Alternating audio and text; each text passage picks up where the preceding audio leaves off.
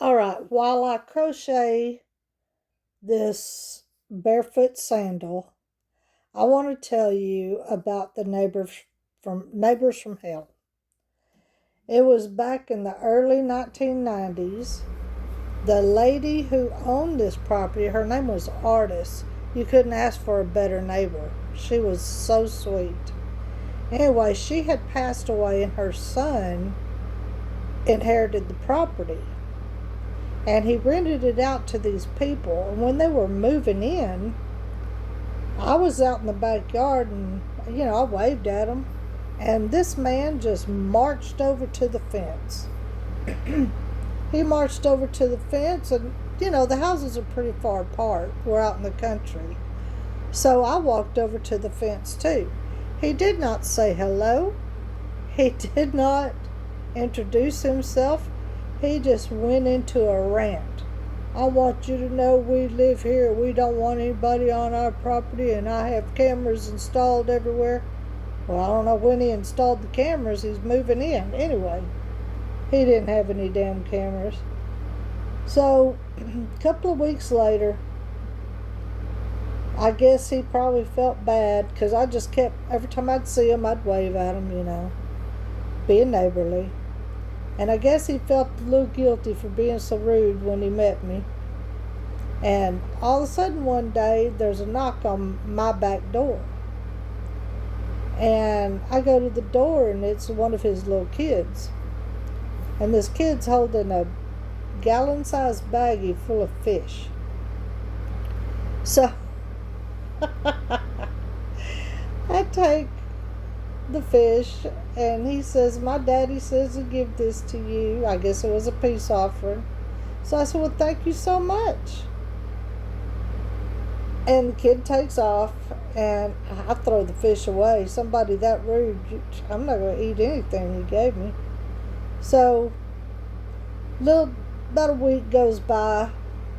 We're on a weekend, and mom and daddy are home, and everybody's, we have a big family. Everybody's there. We're all in the backyard doing stuff, and we're smelling this horrible smell.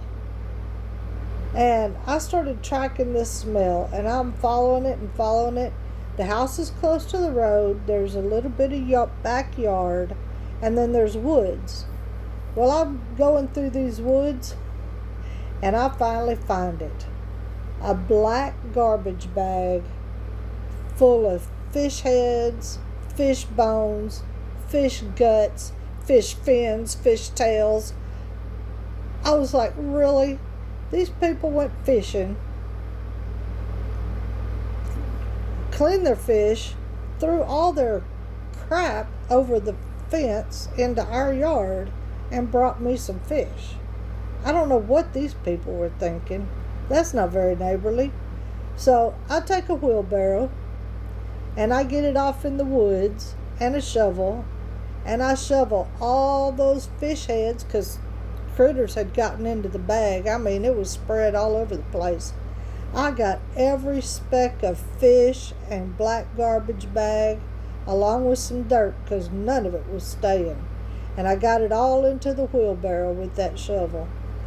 And I pushed that shovel out of the woods, through the backyard, down the driveway to the road, took a right, marched all the way down that road to their front gate, went through their front gate, made sure I shut it behind me, and I went around the house to the backyard, and I knocked on the door.